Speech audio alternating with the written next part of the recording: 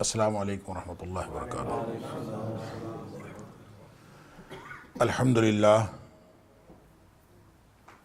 الحمدللہ وکفا وسلام علی عبادہ الذین اصطفیٰ، اشہد ان لا الہ الا اللہ وحدہ لا شریک لہ واشہد ان محمدا عبدہ ورسولہ صلی اللہ علیہ وآلہ وسلم۔ اللہم صلی علی محمد وعلی آل محمد کما صلیت علی ابراہیم وعلی آل ابراہیم انکا حمید مجید۔ اللہم بارک علی محمد وعلی آل محمد کما بارکت علی ابراہیم وعلی آل ابراہیم انکا حمید مجید۔ اما بعد فاعوذ باللہ السمیع العلیم من الشیطان الرجیم من حمزہ ونفخہ ونفثہ۔ بسم اللہ الرحمن الرحیم۔ قد افلح من تزکا وذکر اسم ربہ فصلی۔ وقال اللہ تعالی فی مقام آخر قد افلح من زکاہا وقد خاب من دساہا۔ صدق اللہ العظیم۔ اللہ کریم نے مجھے اور آپ کو، ہم سب کو اس دنیا میں امتحان کے لیے بھیجا ہے، اور یہ امتحان بڑا جامع اور کمپریہنسو امتحان ہے، ہمہ وقت، ہمہ جہت اور لمحے لمحے کا امتحان۔ ہماری زندگی میں ایک بھی لمحہ زندگی ایسا نہیں ہے کہ ہم اس امتحان سے باہر ہوں۔ صرف 3 قسم کے لوگ نبی پاک صلی اللہ علیہ وسلم نے فرمایا کہ ان کا امتحان نہیں لیا جا رہا ہوتا۔ رفع الاقلام عن 3، 3 قسم کے لوگ ہیں جن کا امتحان نہیں ہو رہا ہوتا، باقی سارے انسانوں کا ہر لمحہ امتحان ہو رہا ہوتا ہے۔ اللہ اکبر۔ وہ 3 کون ہیں؟ ایک تو مجنون ہے جس کا دماغ چل گیا ہو، جس کے ہوش حواس نہ ہو، اور ایک چھوٹا بچہ ہے جو ابھی ہوش حواس کی عمر کو نہیں پہنچا، اور تیسرا النائم جو سویا ہوا ہو۔ وہ کہتے ہیں سویا اور مویا ایک برابر ہوتا ہے، اس کو بھی کوئی ہوش حواس نہیں ہوتا۔ یہ 3 کیفیات ہیں جب امتحان نہیں ہو رہا ہوتا، اور اگر ہم ان 3 کیفیات میں سے کسی کیفیت میں نہیں ہیں تو ہر لمحہ ہمارا امتحان ہو رہا۔ اور یہ جو امتحان ہے یہ ہے بھی بڑا سخت، اس قدر سخت کہ ہماری زبان سے کوئی ایک کلمہ نکلتا ہے تو اللہ کریم فرماتا ہے ما یلفظ من قول الا لدیہ رقیب عتید۔ جو بھی ایک کلمہ تمہاری زبان سے نکلتا ہے تو اس کو لکھنے والا فوراً اس کو تیار بیٹھا ہوتا ہے، اس کو لکھ لیتا ہے، وہ اللہ کے دربار میں پہنچ جاتا ہے۔ نبی اکرم صلی اللہ علیہ وسلم نے فرمایا کہ بعض اوقات انسان کی زبان سے ایسا کلمہ نکلتا ہے جو اللہ کی ناراضگی کا کلمہ ہوتا ہے، اور انسان کو پرواہ بھی نہیں ہوتی کہ میں نے کیا کہا ہے، وہ کہہ بیٹھتا ہے۔ اللہ اکبر۔ وہ کلمہ جب اللہ کے دربار میں پہنچتا ہے تو اللہ تعالیٰ اس ایک کلمے کی وجہ سے اس کو جہنمی لکھ دیتا ہے۔ اللہ، اور اس کو پرواہ بھی نہیں ہوتی میں نے کیا کہا۔ اسی طرح بعض اوقات اس کی زبان سے ایسا کلمہ نکلتا ہے جو اللہ کی خوشنودی اور رضامندی کا کلمہ ہوتا ہے، اس ایک کلمے کی وجہ سے اللہ تعالیٰ اس کو جنتی لکھ دیتا ہے۔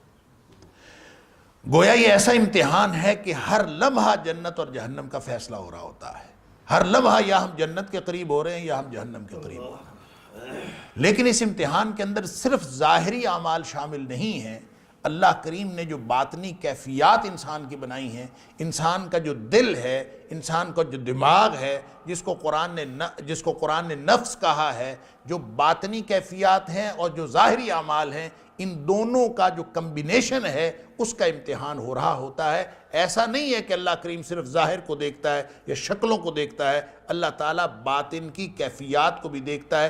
اس لیے نبی اکرم صلی اللہ علیہ وسلم نے جو فرمایا انما الاعمال بالنیات، ظاہری طور پر عمل جو ہے وہ بھی اہم ہے، لیکن اس عمل کی اصل اہمیت اس باطنی کیفیت پر منحصر ہے، جس باطنی کیفیت کے ساتھ وہ عمل سر انجام دینے کی کوشش کر رہا ہے یا جو اس نے ارادہ کیا، اس کو کہتے ہیں نیت۔ اور نیت دل کا فعل ہے، اور وہ کسی کو نظر نہیں آتا، وہ اندر ہے، وہ چھپا ہوا ہے. انسان کی ظاہری طور پر اعمال کے اندر وہ چیز شامل نہیں ہے، نیت اللہ کو معلوم ہے. اور ظاہری طور پر عمل وہی ہو جو ساری دنیا کر رہی ہے، نیت کا فرق ہو تو نتیجہ فرق ہے. اس کے نتیجے میں ایک کو کامیابی مل سکتی ہے، ایک کو ناکامی مل سکتی ہے، بظاہر عمل ایک جیسا. نبی اکرم صلی اللہ علیہ وسلم اس کی وضاحت فرمائی کہ وَإِنَّمَا لِكُلِّ امْرٍ مَّا نَوَىٰ، ہر شخص کو وہی چیز ملے گی جس کی اس نے نیت کی، جس نیت کے ساتھ اس نے عمل سر انجام دیا ہے وہ ملے گا. اب اس کی آپ نے پھر ایک اور وضاحت فرمائی، چونکہ موقع تھا ہجرت کا، اور کہتے ہیں کہ ایک شخص نے ہجرت کی تھی. نبی پاک صلی اللہ علیہ وسلم نے جب اہل ایمان کے ساتھ مکہ سے مدینہ منورہ ہجرت کی تو ہجرت پتہ ہے کتنا بڑا عمل ہے، اللہ اکبر. نبی پاک صلی اللہ علیہ وسلم الہجرۃ تہدم ما کان قبلہا، ہجرت اتنا بڑا عمل ہے کہ اس سے پہلے کے سارے گناہ معاف ہو جاتے ہیں صرف ہجرت کر لینے سے. اتنا بڑا عمل ہے، اور یہ عمل اس شخص نے بھی کیا، مکہ سے مدینہ منورہ وہ بھی آیا، لیکن اس کا مقصد کوئی اور تھا.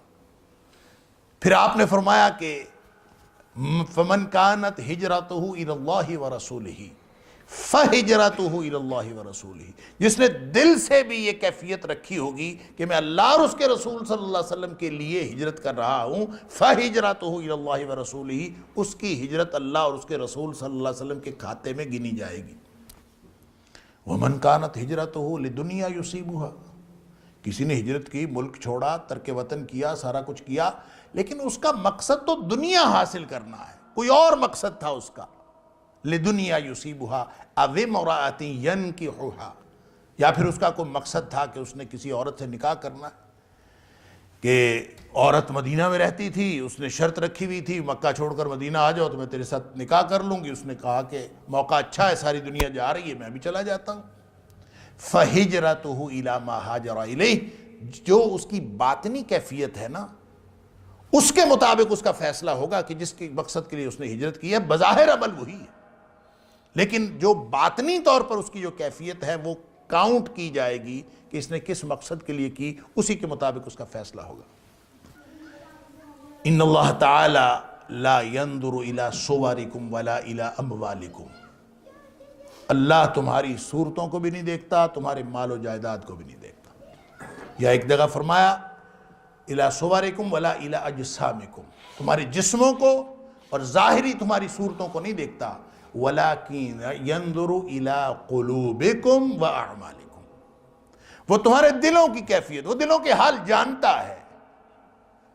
إِنَّهُ عَلِيمٌ بِذَاتِ الصُّدُورِ، وہ سینوں کے اندر جو کچھ ہے وہ اس کو جانتا ہے، لہٰذا وہ اس کو دیکھتا ہے کہ اس نے کس مقصد کے لیے کیا ہے. لہٰذا باطن جب تک صاف نہ ہو، اور وہ ایک باطن میں کیا ہے، بہت ساری اصطلاحات استعمال کی جاتی ہیں، دل ہے، دماغ ہے، نفس ہے، روح ہے، اس طرح کی بہت ساری کیفیت، بہت ساری اصطلاحات استعمال ہوتی ہیں.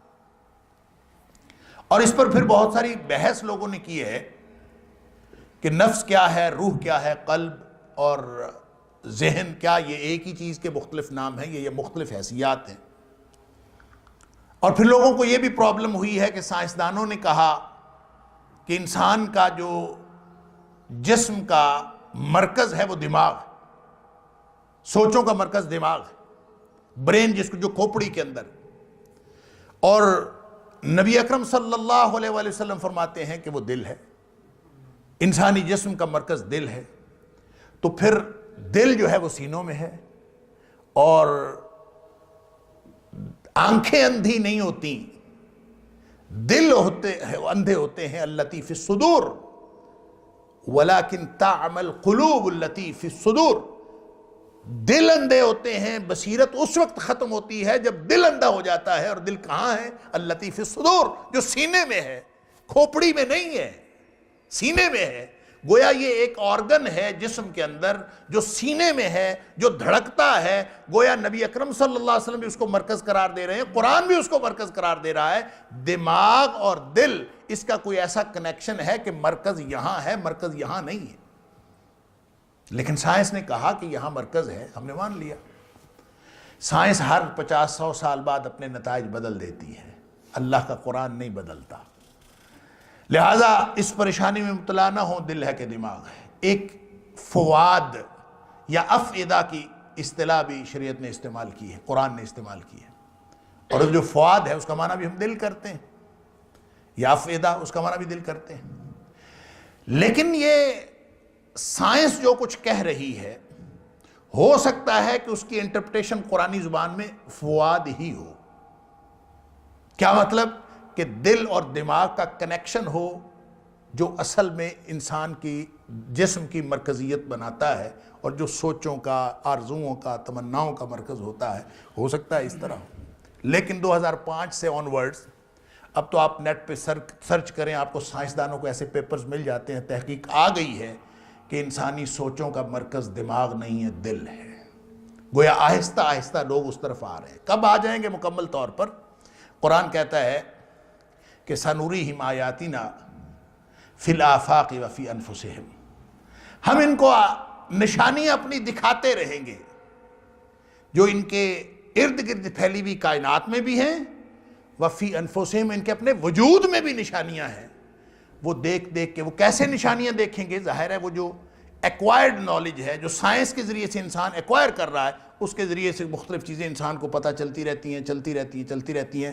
جب سائنس کا حتمی نالج کسی حتمی نتیجے پر پہنچتا ہے تو وہ قرآن کے دیے ہوئے بیان سے یا قرآن کی دی ہوئی اس حقیقت سے یا قرآن کی دی ہوئی تعلیم کے خلاف نہیں ہو سکتا۔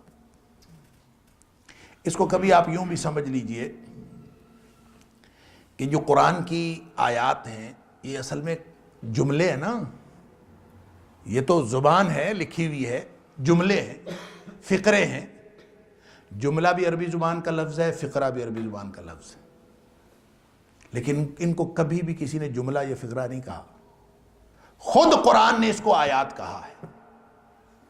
آیت کا معنی ہوتا ہے نشانی، تو اس کا مطلب ہے یہ جو جملے اور فقرے نہیں ہیں، یہ اللہ کی نشانیاں ہیں جو قرآن کے اندر ہیں، اور وہ بھی نشانیاں ہیں جو ارد گرد پھیلی ہوئی کائنات میں ہیں، جو اللہ نے نازل کی ہیں نشانیاں قرآن کے اندر، اور جو ارد گرد پھیلی ہوئی کائنات میں نشانیاں ہیں، ان دونوں کے اندر کوئی تضاد نہیں ہے۔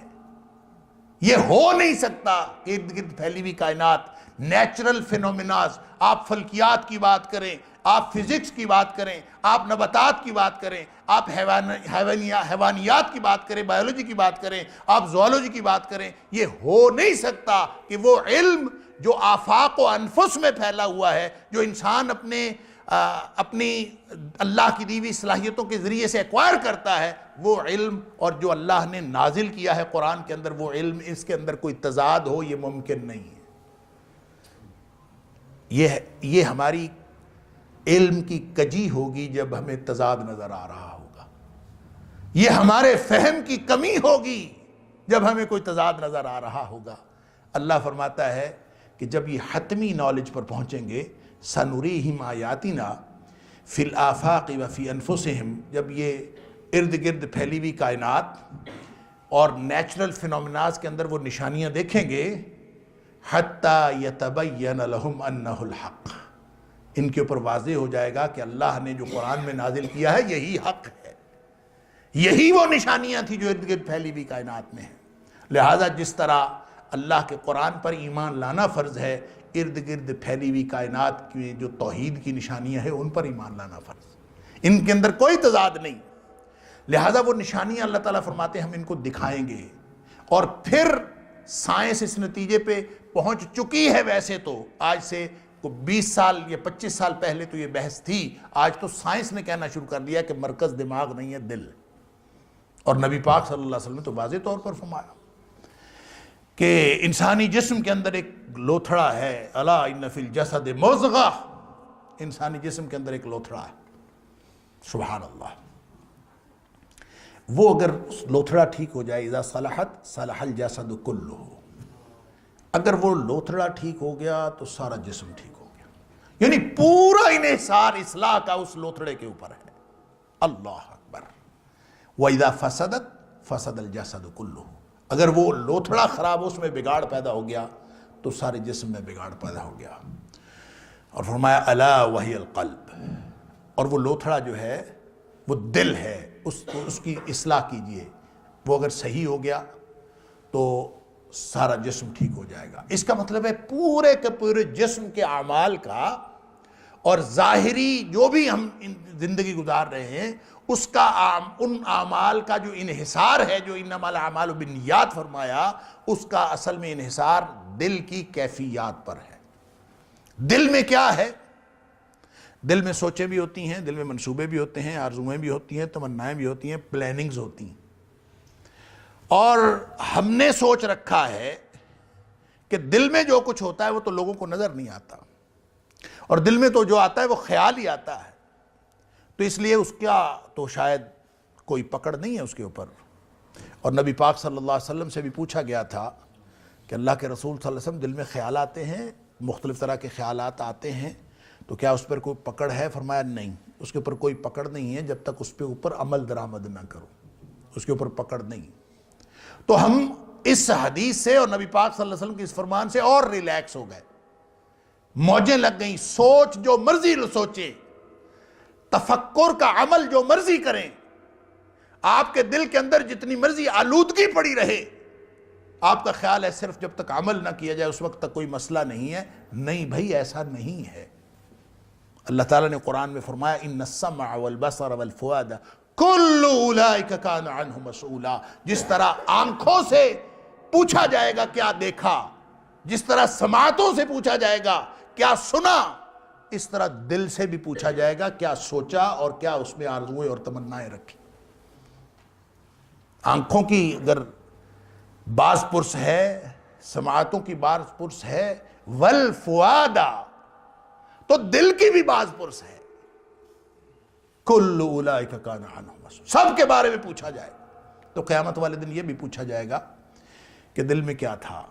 یا پھر قرآن نے کہا وَإِن تُبْدُوا مَا فِي أَنفُسِكُمْ أَوْ تُخْفُوهُ يُحَاسِبْكُمْ بِهِ اللَّهُ، جو کچھ چھپا کے پھرتے ہو نا دل میں، اس کو ظاہر کرو چاہے چھپا کے رکھو، اللہ نے اس کا حساب لینا ہے۔ یحاسبکم بہ اللہ، اللہ نے اس کا حساب محاسبہ کرنا ہے۔ فرق یہ ہے نبی اکرم صلی اللہ علیہ وسلم کے فرمان میں اور ہمارے اللہ کے قرآن کی اس بات میں تطبیق یہ ہے کہ صرف وہ خیالات معاف ہیں جو غیر ارادی طور پر آ جائیں۔ وہ باتیں جو غیر ارادی طور پر دل میں آتی ہیں اور نکل جاتی ہیں، آپ کا ارادہ نہیں تھا، سوچ آ جاتی ہے، اس کو اگر انسان ظاہر نہ کرے، زبان پر نہ لائے، عمل نہ کرے، انشاءاللہ وہ معاف۔ لیکن ایک سوچ کی بھی ایک نوعیت ہے، ایک نیچر آف تھنکنگ وہ ہے جو سوچ کا ایک عمل ہے، تفکر کا ایک عمل ہے۔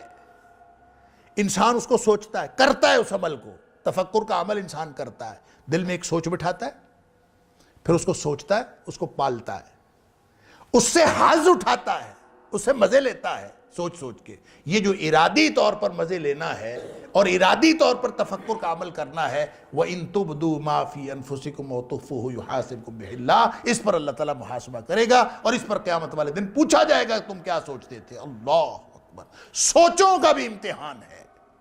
یہ نہیں ہو سکتا کہ آپ جو مرضی سوچتے رہیں۔ اللہ کریم نے اس کو ایک تو سوچوں کو اور دل کی آرزوؤں اور تمناؤں کو بھی بے لگام چھوڑنے کے لیے حکم نہیں دیا، بلکہ اس کو لگام ڈالنے کا حکم دیا۔ اور لگام ڈل جاتی ہے بڑی آسانی سے اگر انسان کو اپنے امتحان کے نتیجے کا خوف، نتیجے کی فکر لگ جائے نا کہ امتحان کا نتیجہ نکلنے والا ہے، مجھ سے پوچھا جائے گا، میں کیا جواب دوں گا؟ وَأَمَّا مَنْ خَافَ مَقَامَ رَبِّهِ، جو شخص اللہ کے سامنے کھڑا ہونے سے ڈر گیا۔ اب وہ ڈر کس بات کا ہے؟ یہی ہے کہ اللہ مجھ سے پوچھے گا۔ اللہ نے اگر پوچھ لیا کیا سنا تھا، کیا سوچا تھا، کیا بولا تھا، زبان نے کیا کہا تھا، ساری جو صلاحیتیں دی تھی اس میں ایک تفکر کی قوت بھی تھی۔ تفکر کیا کیا تھا، عمل کیا کیا تھا، دل میں کیا پالا تھا، دل میں تھا کیا تمہارے؟ اللہ اکبر۔ اگر اس نے پوچھ لیا تو کیا بنے گا؟ جس کو یہ خوف لاحق ہو گیا تو اس کا لازمی نتیجہ پتہ کیا نکلتا ہے؟ وَنَهَا النَّفْسَ عَنِ الْهَوَىٰ، وہ پھر اپنے نفس کو لگام دے دیتا کہ نہ بھائی، دل کرتا ہے میں یہ بھی کروں، میں وہ بھی کروں، وہ پھر اس کو روک لیتا ہے کہ نہیں میں تیری مرضی نہیں کر سکتا۔ کیوں؟ کہ میں نے کل کو اللہ کو جواب دینا ہے۔ لہٰذا وہ دل کی ساری آلودگیاں اس کو انسان نکالتا ہے۔ اس کو دل کے اندر اگر کوئی آلودگی پڑی بھی ہو تو ایک تو یہ کہ اس کا امتحان ہے، اور دوسرا یہ کہ انسان کا عمل ٹھیک ہو ہی نہیں سکتا جب تک دل صاف نہ ہو، کیونکہ سارے اعمال کا دار و مدار قلبی کیفیات کے اوپر۔ کبھی یہ نہیں ممکن، دیکھیں آپ کے جو اللہ نے جو بھی صلاحیتیں دی ہیں، ہر چیز کا ایک اثر ہوتا ہے، اور وہ اثر کہاں ہے؟ ظاہری اعمال جو کچھ ہم سر انجام دے رہے ہیں، ہاتھوں سے، پاؤں سے، آنکھوں سے، یہ کانوں سے، جو بھی عمل سر انجام دیتے ہیں، ان سب کا اثر دل پر ہو رہا ہوتا ہے۔ جب اللہ نے دل بنایا تھا نا، اللہ نے صاف دل بنایا تھا، ایک سٹینڈرڈ پہ بنایا تھا، کل مولود یولد علی الفطرہ، اللہ تعالیٰ نے ایک سٹینڈرڈ پہ ایک خاص سٹینڈرڈ دیا تھا، یہ بھی دل ہے تمہارا۔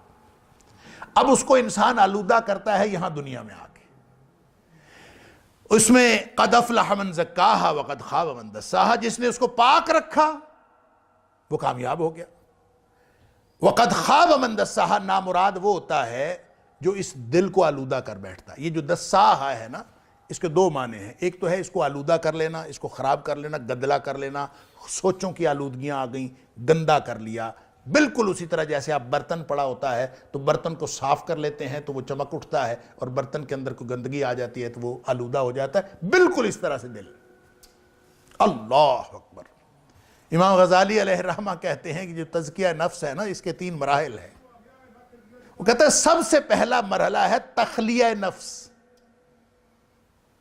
تخلیہ نفس کا مطلب ہے کہ پہلے اس کو خالی تو کریں۔ اگر اس کے اندر گند پڑا ہوا ہے، غیر اللہ کی محبت پڑی ہوئی ہے، دنیا کی محبت پڑی ہوئی ہے، آلودگیاں دنیا کی پڑی ہوئی ہیں، گندی آرزویں تمنائیں پڑی ہوئی ہیں، اگر وہ سارا کچھ پڑا ہوا ہے، اس میں اللہ کا خوف آ کیسے سکتا ہے؟ اس میں للہیت کیسے آ سکتی ہے؟ اس میں پاکیزگی کیسے آ سکتی ہے؟ پہلے اس کو خالی تو کریں۔ اور جب آپ اس کو خالی کرتے ہیں تو جب آپ کسی برتن کو خالی کر لیں تو بھی وہ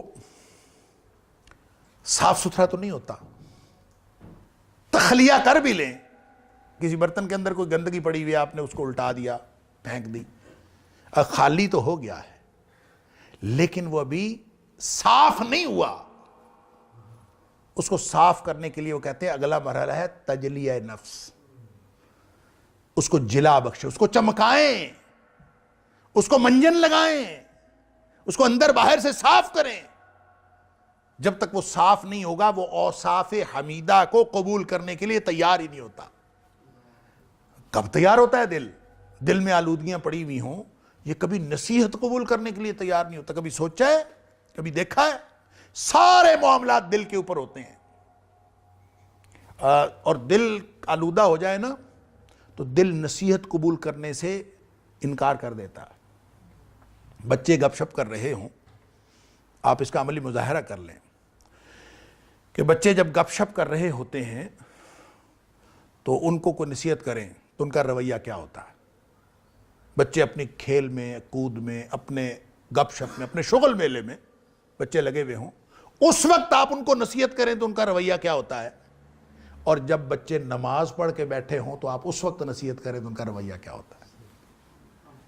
یہ فرق ہے، آپ کو سمجھ آئے گی کہ نماز کے بعد دل نرم ہوا ہوتا ہے، اس نماز کے عمل کا دل پر اثر ہوتا ہے، اور جب آپ شغل میلے میں دنیاوی کاموں میں پڑے ہوتے ہیں تو اس کا بھی ایک اثر ہوتا ہے۔ اس وقت نصیحت کا اثر اور طرح کا ہے، اور جب نماز پڑھ کے کرتے ہیں تو اس وقت نصیحت کا اثر اور طرح کا ہے۔ گویا ہر عمل کا اثر دل پر ہو رہا ہوتا ہے۔ آپ جو دیکھتے ہیں، آپ جو بولتے ہیں، آپ جو سنتے ہیں، اثر بیچارے دل پر ہوتا ہے۔ یہ ایک ایسا مظلوم ہے انسان کا دل، سارے امتحان کا انحصار اس دل پر ہے، لیکن ہر وقت آپ اس کو آلودہ کرنے پہ لگے ہوتے ہیں۔ ہر لمحہ تو یہی کام چل رہا ہوتا ہے کہ آپ نے کوئی چیز دیکھی، نبی اکرم صلی اللہ علیہ وسلم نے فرمایا اللہ اکبر، یہ جو دل ہوتا ہے نا، کوئی ایک گناہ انسان کر بیٹھتا ہے تو اس سے دل پر سیاہ نقطہ لگ جاتا ہے۔ اللہ اکبر، کوئی بھی اذا اذنب ذنبا، کوئی ایک گناہ کرتا ہے انسان، کانت لہو نقطۃ سوداء فی قلبہ، اس کے دل کے اوپر سیاہ نقطہ لگ جاتا۔ چاہ اب ہمیں نہیں پتا، ہم نے تو کوئی کام کیا تھا، دیکھا تھا، سنا تھا، ہاتھ سے یہ تو عمل کیا تھا نا، گناہ کیا، دل پر سیاہ نقطہ لگ گیا۔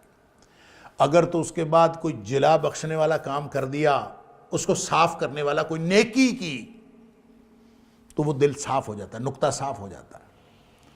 اور اگر کوئی نیکی نہیں کی اور گناہ کر بیٹھا تو ایک نقطہ اور لگ جاتا ہے، پھر کوئی اور گناہ کیا تو ایک نقطہ اور لگ جاتا ہے، کرتے کرتے پورا دل سیاہ ہو جاتا ہے۔ اللہ اکبر۔ یا پھر نبی کریم صلی اللہ علیہ وسلم نے فرمایا جو شخص ایک جمعہ جان بوجھ کے چھوڑ دیتا ہے اس کا 1/3 دل سیاہ ہو جاتا ہے۔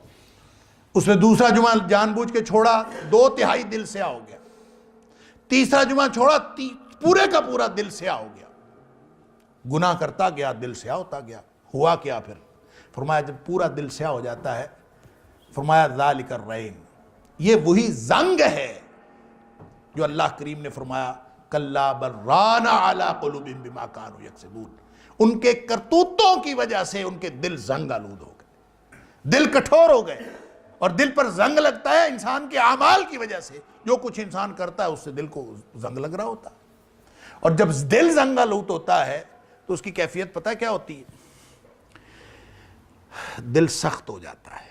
ظاہری طور پر آپ نے جانچنا ہو کہ آپ کا دل کیسا ہے، رحمت والا دل نرم ہوتا ہے، لعنت والا دل سخت ہوتا ہے۔ جس دل پر اللہ کی رحمت ہوتی ہے اس کے اندر نرمی ہوتی ہے، اور جس دل پر اللہ کی لعنت ہو جاتی ہے پہلی نشانی اس کی یہ ہے کہ اس کا دل سخت ہو جاتا ہے۔ اللہ اکبر۔ فَبِمَا نَقْضِهِمْ مِيثَاقَهُمْ لَعَنَّاهُمْ، بنی اسرائیل نے وعدے توڑے، ہم نے ان کے اوپر لعنت کر دی۔ وَجَعَلْنَا قُلُوبَهُمْ قَاسِيَةً، پہلا اثر یہ ہوا کہ ان کے دل سخت ہو، جب لعنت ہوتی ہے تو دل سخت ہو جاتا ہے۔ اللہ اکبر۔ فَهِيَ كَالْحِجَارَةِ، دوسری جگہ فرمایا یہ پتھروں کی طرح ہو گئے، او اشد قسوہ، بلکہ پتھروں سے بھی زیادہ سخت۔ پتھر کے اندر نرمی ہوتی ہے اور لعنتی دل کے اندر نرمی نہیں ہوتی، یعنی دل جس کے اوپر لعنت ہوئی ہو وہ زیادہ سخت ہوتا۔ لوگ کہتے ہیں رونا نہیں آتا، نماز پڑھتے ہیں، دعا کرتے ہیں، رونا نہیں آتا، کعبۃ اللہ میں بیٹھے ہوتے ہیں، رونا نہیں آتا۔ اس بات پر روئیں کہ دل سخت ہو گیا ہے۔ دل کی نرمی رحمت کی علامت ہے اور دل کی سختی لعنت کی علامت ہے۔ اب یہ آپ بڑے بڑے وعدے توڑیں تو بھی دل سخت ہوتا ہے، آپ چھوٹی چھوٹی نافرمانیاں کریں تو بھی دل سخت ہوتا ہے۔ نبی اکرم صلی اللہ علیہ وسلم نے فرمایا مثال کے طور پر، ترمذی شریف کی حدیث ہے، نبی اکرم صلی اللہ علیہ وسلم نے فرمایا یہ جو گپ شپ میں بیٹھے رہتے ہیں نا، اللہ گپیں بیٹھے ہیں، ہانک رہے ہیں، گپیں گفتگو چل رہی ہے، چاہے بڑے بابے بیٹھے چاہے چھوٹے چاہے نوجوان جو بھی، فرمایا لا تکثر الکلام بغیر ذکر اللہ، لوگو ایسی گفتگو، ایسی گپ شپ، لمبی لمبی گفتگو وہ نہ کیا کرو بغیر ذکر اللہ جس میں اللہ کا ذکر نہ ہو، ایسا نہ کیا کرو۔ کیوں؟ اس لیے نہ کیا کرو کہ ان کثرت الکلام بغیر ذکر اللہ قسوۃ للقلب،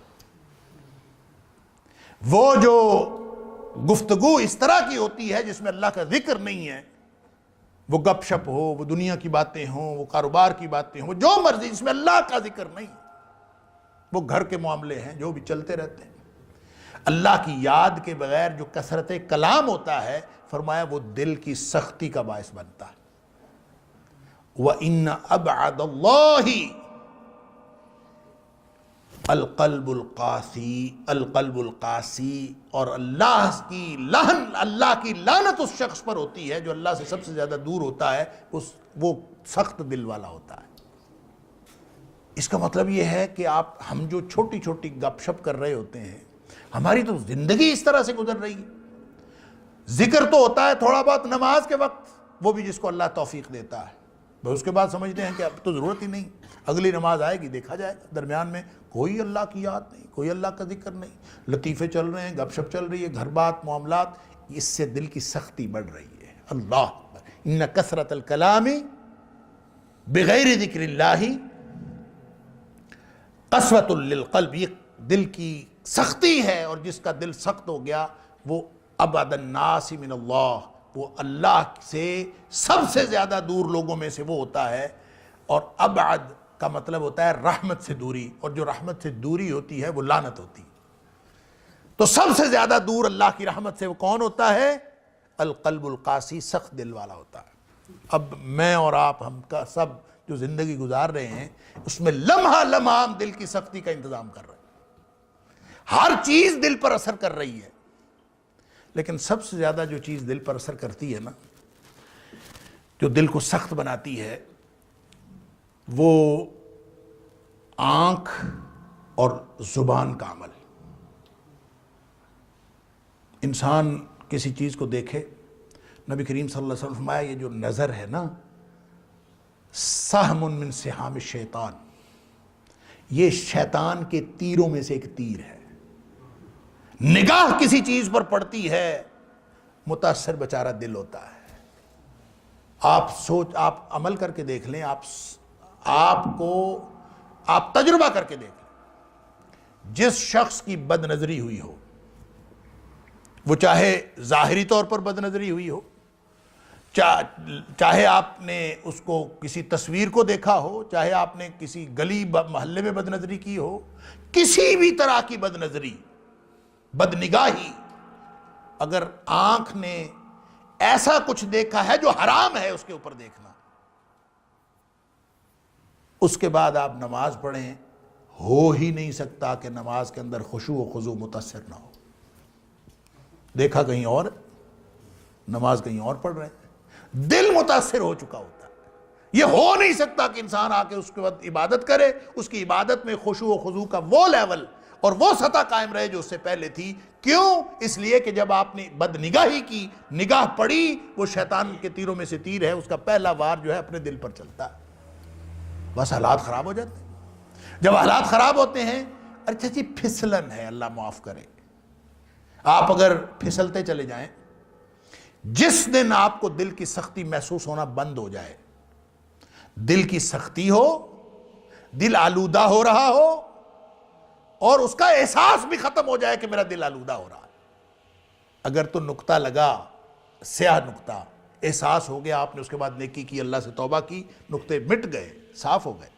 اگر یہ احساس بھی ختم ہو گیا نا کہ کوئی مسئلہ ہو رہا ہے، کوئی بات نہیں، خیر ہے، بس جس دن آپ نے اس بات کی پرواہ کرنی چھوڑ دی، سمجھ لیجئے کہ اس کے بعد آپ ایک ایسی کھائی کی طرف پھسلتے چلے گئے۔ نبی اکرم صلی اللہ علیہ وسلم فرمایا، حجبت الجنت بالمکارہ وحجبت النار بالشہوات۔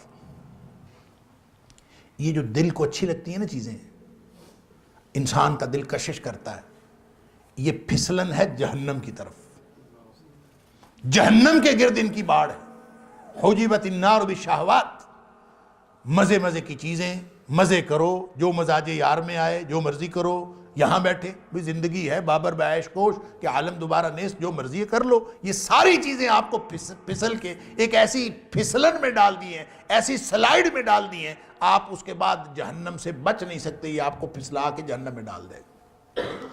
حجبت الجنت بالمکارہ، جنت میں جانا ہے تو نفس کو لگام ڈالنی پڑے گی۔ مکروہات نفس، دل کو مشکل لگتے ہیں کام، اس کو مائل اور قائل کرنا پڑتا ہے، اور مائل قائل کر کے بڑی مشکل سے، کب آسان ہے بھائی؟ اپنے دل کے خلاف اٹھ کے آپ سردیوں میں اٹھ کے نماز پڑھنا، روزے رکھنا، خدمت خلق کرنا، اپنی جیب میں سے پیسے خرچ کرنا، علی ھذا القیاس جتنے بھی حقوق اللہ اور حقوق العباد کی چیزیں ہیں بڑی مشکل دل کو قائل کرنا پڑتا ہے۔ حجبت الجنۃ بالمکارہ، جب یہ مکروہات نفس ہیں دل کو مجبور کر کے محنت کر کے اس کو مائل اور قائل کرنا پڑتا ہے، وگرنہ یہ تو اس کے اندر تو ٹینڈنسی یہ ہے ان النفس لامارۃ بالسوء، یہ ہمیشہ آپ کو برائی کی طرف لے کے جائے گا، یہ دشمن ہے انسان کا اندر بیٹھا۔ الا ما رحم ربی، جب اس پر رحمت ہو جاتی ہے تو پھر یہ گناہ کی طرف نہیں لے کے جاتا، پھر یہ انسان کو نیکی کی طرف لے کے جاتا۔ اللہ ہمارے دلوں پر رحمت کر دے۔ قد افلح من زکاہا، جو اس کو پاک صاف رکھے اس سے اس کے سارے اعمال ٹھیک ہوں گے، اعمال ٹھیک ہوں گے تو انشاءاللہ امتحان میں کامیابی حاصل ہوگی، اور اگر اسی کو پاک صاف نہ رکھ سکا، یہی آلودہ ہو گیا، زنگ لگ گیا، تو پیچھے کیا رہ گیا؟ اللہ اکبر۔ قد خاب من دساہا، میں عرض کر رہا تھا یہ جو دساہا ہے نا، اس کا ایک معنی تو آلودہ کرنا ہے، اس کا ایک معنی ہے دبا دینا۔ یہ بھی آپ کبھی اس کی تفسیر جو ہے وہ پڑھیے گا۔ دبا دینے کا مطلب پتہ کیا ہوتا ہے؟ دبا دینے کا مطلب یہ ہوتا ہے کہ دل جس بات کو بھی کرے آپ نے اس کی بات نہیں ماننی، آپ نے اس کی ہر خواہش کو دبا دینا۔ قرآن کہتا ہے کہ اس کو دبا دینے والا بھی نامراد ہے۔ آخر اللہ نے دل بنایا ہے، آخر اللہ نے جسم بنایا ہے، وَإِنَّ لِجَسَدِكَ عَلَيْكَ حَقًّا، حق ہے اس کا۔ لہذا اگر بھوک لگی ہے، دل چاہ رہا ہے کہ میں نے کھانا کھانا ہے، آپ کہیں کہ تجھے کھانا نہیں دینا، یہ دساہا ہے۔ اگر آپ کو شہوت کی اشتہا ہے، آپ جوان ہیں، جن سے مخالف کی ضرورت ہے، آپ کہیں کہ نہیں شادی کرنی، دساہا ہے۔ قد خواب من دساہا۔ اسلام نے ایسی کوئی تعلیم نہیں دی کہ آپ اپنی جائز خواہشات کو بھی دبا دیں، نہیں، اسلام نے اس کے لیے چینل دیا ہے، حرام کو چھوڑیں، حلال استعمال کریں۔ اللہ نے کوئی چیز ایسی نہیں رکھی جس کے لیے حلال کا کوئی راستہ نہ رکھا ہو، اور اگر آپ کا دل کرتا ہے آپ حرام کام چھوڑیں، حلال کا راستہ اختیار کریں، وہ حلال کا راستہ اختیار کر کے جب خواہش نفس پوری کریں گے تو اس میں بھی ثواب ہوگا۔ نبی پاک صلی اللہ علیہ وسلم فرمایا فی بضع احدکم صدقہ، تم اگر تعلق زوجیت قائم کرتے ہو تو اس میں بھی ثواب ملتا ہے۔ صحابہ حیران ہو، ایک آدمی خواہش نفس پوری کرتا ہے، اس کو ثواب کیسے ملتا ہے؟ اللہ اکبر۔ نبی اکرم صلی اللہ علیہ وسلم فرمایا اگر وہ حرام کاری کرے تو گناہ نہیں ملے گا؟ ملے گا۔ جب گناہ ملے گا حرام کاری کرنے سے تو حلال کاری کرنے سے ثواب کیوں نہیں ملے گا؟ لہذا مومن کا جو کھانا پینا سونا جاگنا سب ثواب ہے۔ یہ سوتا ہے اپنے آرام کے لیے، جسم کے آرام کے لیے، چونکہ وہ مومن ہے، چونکہ اس نے اپنے سارے معاملات کو حلال کے دائرے میں محدود کر لیا ہے اور حرام سے بچنے کا تہیا کر رکھا ہے، اس لیے اس کا سونا جاگنا بیٹھنا اٹھنا سب ثواب بن جاتا ہے۔ لہٰذا اس جسم کو، اس دل کی خواہش کو دبانا مقصود نہیں ہے، اس کو اس راستے پر رکھنا مقصود ہے جو راستہ اللہ اور اس کے رسول صلی اللہ علیہ وسلم نے دیا۔ دیکھیں سادہ سی بات ہے، اللہ تعالیٰ نے قرآن میں فرمایا کہ تم ایسا کرو کہ میں نے دل ایک صاف ستھرا ایک سٹینڈرڈ پہ تمہیں دیا، تم ایسا کرو کوئی نیا کارنامہ سر انجام نہ دو، کچھ بھی نہ کرو، صرف وہ دل اسی حالت میں میرے پاس واپس لے آؤ، کم از کم اس کو گدلا تو نہ کرو، کم از کم اس کو آلودہ تو نہ کرو، اس کو آلودگی سے بچا کر ویسا ہی میرے پاس لے آؤ۔ اللہ اکبر۔ یوم لا ینفع مال ولا بنون الا من اتی اللہ بقلب سلیم۔ فرمایا اس دن نہ مال کام آئے گا نہ بیٹے کام آئیں گے، کام یہ آئے گا کہ صحیح سلامت دل واپس جا کے اللہ کے سامنے سپرد کر دو۔ الا من اتی اللہ بقلب سلیم، جو صحیح سالم دل لے کے آ گیا، جیسا اللہ نے سٹینڈرڈ پہ دل دیا تھا اس نے اس کو آلودہ نہیں ہونے دیا۔ قد خواب من دساہا ہے نا، جو اس کو آلودہ کرے گا وہ نامراد ہوگا، اس نے آلودہ نہیں کیا بلکہ اس نے یہ کیا قد افلح من زکاہا، اس کا تزکیہ کرتا رہا، اور تزکیے کا کوئی طریقہ اور نہیں ہے۔ تزکیے کا طریقہ کس نے بتایا؟ یہ آپ بیٹھ جائیں اور خاص قسم کے چلے کاٹنے شروع کر دیں تزکیہ نفس کے لیے۔ وہ ہمارے علاقے میں ایک بزرگ تھے، اس کے بارے میں بتایا جاتا تھا کہ وہ سیب سامنے رکھ لیتے تھے، یہاں لٹکا ہوتا تھا سیب، اور بس وہ اس کو دیکھتے رہتے تھے۔ کسی نے پوچھا حضرت یہ کیوں کیا؟ کہتا ہے یہ دل کرتا ہے اس کو کھانے کو، تو میں اس کو دکھاتا ہوں اور کھانے نہیں دیتا تاکہ اس کا تزکیہ ہو۔ حد ہو گئی ہے۔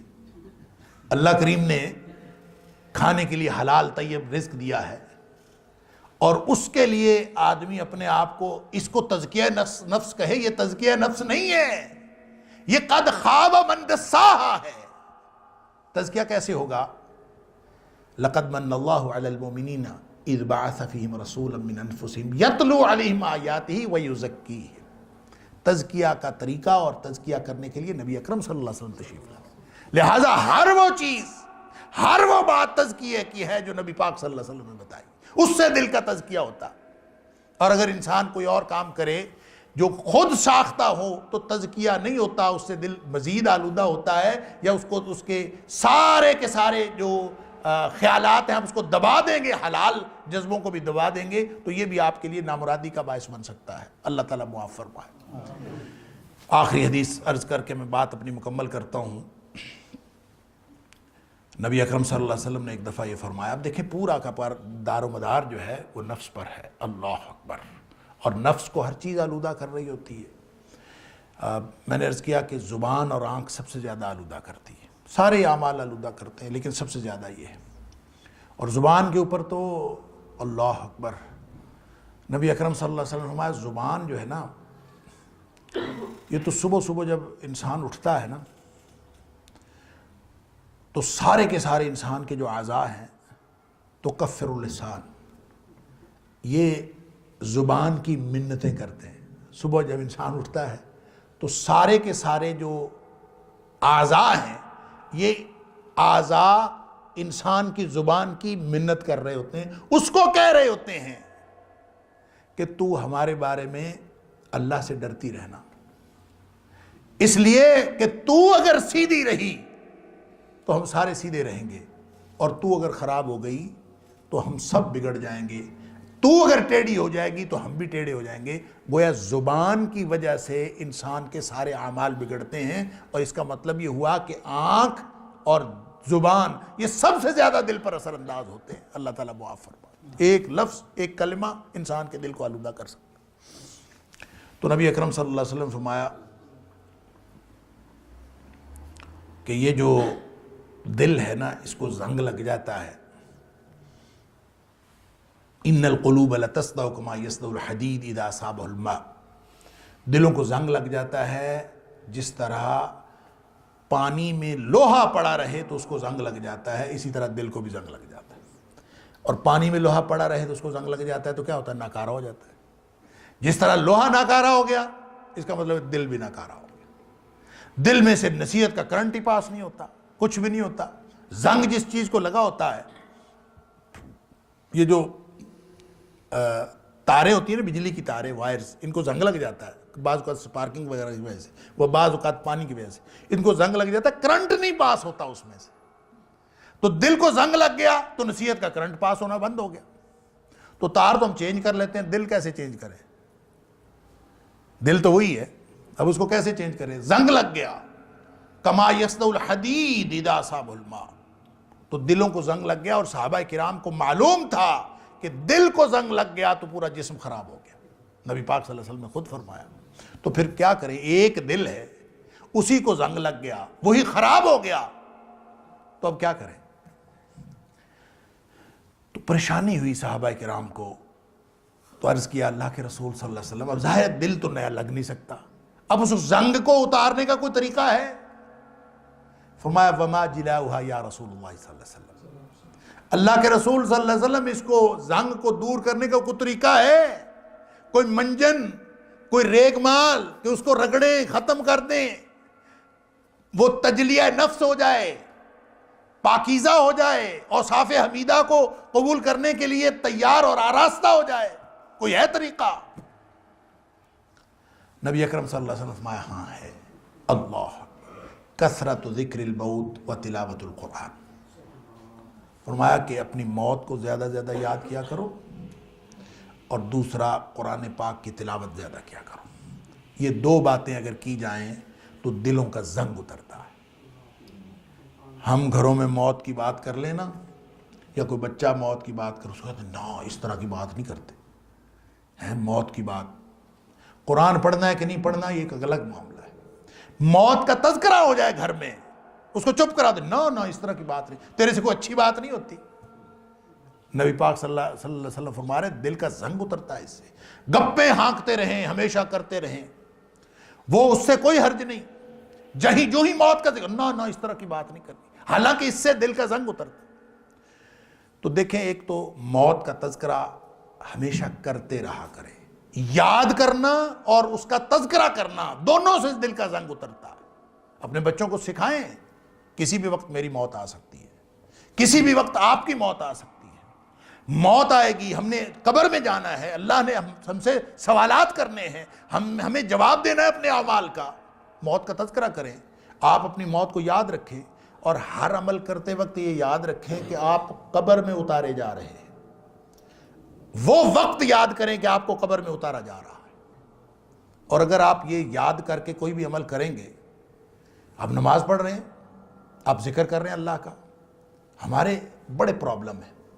ہم سمجھتے ہیں کہ بچی کی شادی کرنی ہے، بیٹے کا کاروبار ہونا ہے، فلاں مسئلہ ہے، فلاں مسئلہ ہے، ہم سمجھتے ہیں نماز پڑھنے سے وہ مسئلہ حل ہو جائے گا، ذکر کرنے سے ہم وہ مسئلہ حل کر لیتے ہیں، فلاں ذکر کر لو کاروبار میں جو ہے وہ فراخی ہو جائے گی، فلاں ذکر کر لو مصیبتیں دور ہو جائیں گی، فلاں ذکر کر۔ مصیبت تو یہ ہے کہ ان ذکر اذکار سے اور نیکیوں سے بھی ہم جو فائدہ لینا چاہ رہے ہوتے ہیں وہ بھی دنیا کا فائدہ ہے۔ کتنا بڑا مسئلہ۔ اور اب اگر آپ وہی ذکر کریں، وہی نماز پڑھیں، اور یہ سوچ کر پڑھیں کہ جو میں اللہ اکبر کہہ رہا ہوں، یہ جو میں سبحان اللہ کہہ رہا ہوں، یہ جو مجھے اللہ نے نماز پڑھنے کی توفیق عطا فرمائی ہے، جو میں اللہ کے سامنے سبحانک اللہم کہہ رہا ہوں، تو اللہ جس وقت مجھے قبر میں اتارا جا رہا ہوگا مجھے وہاں اس کا فائدہ ہونا چاہیے۔ اللہ مجھے ان اعمال کی توفیق دے جو میری موت کے وقت مجھے فائدہ دے، جو قبر میں میرے ساتھی ہوں، جہاں مجھ سے اللہ اکبر نہیں کہا جائے گا، آج یہاں کہنے کی توفیق ہے، وہاں مجھ سے سبحان اللہ نہیں کہا جائے گا، یہاں میرے پاس توفیق ہے، میں زیادہ زیادہ کہہ لوں تاکہ قبر میں میرے کام آئے۔ یہ ہے کثرت و ذکر الموت۔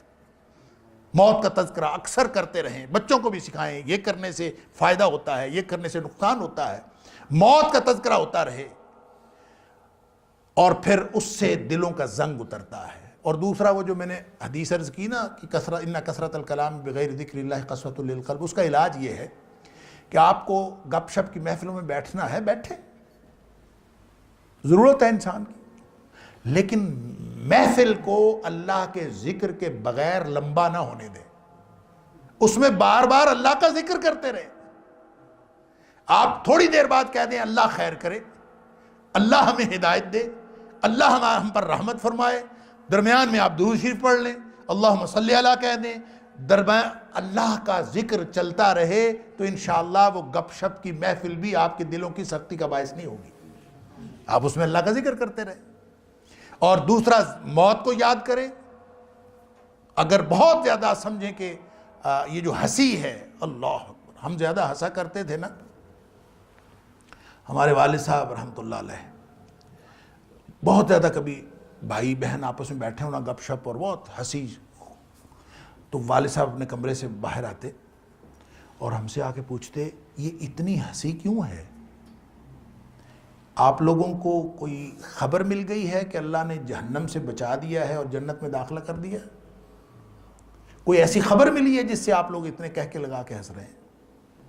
یا پھر کوئی مسلمانوں کو اللہ نے ایسی خوشی دے دی ہے؟ کیا کشمیر فتح ہو گیا ہے؟ کیا آپ کو کوئی یعنی کیا پاکستان میں اسلام نافذ ہو گیا ہے؟ کون سی خوشی ملی ہے جو آپ کہہ کے لگا کے ہنس رہے ہیں؟ یعنی اس طرح کا یہ انداز تھا نصیحت کرنے کا۔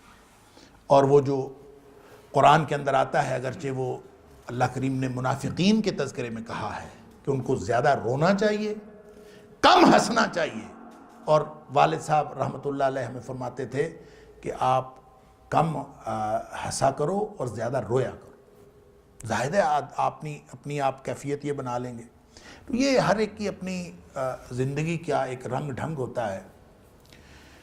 ابھی تذکرہ فرما رہے تھے شیخ ہمارے والد صاحب کا، تو میں والد صاحب کے بارے میں ایک بات عرض کر دوں کہ میرے والد صاحب کبھی زندگی میں کہکا لگا کے نہیں ہنسے۔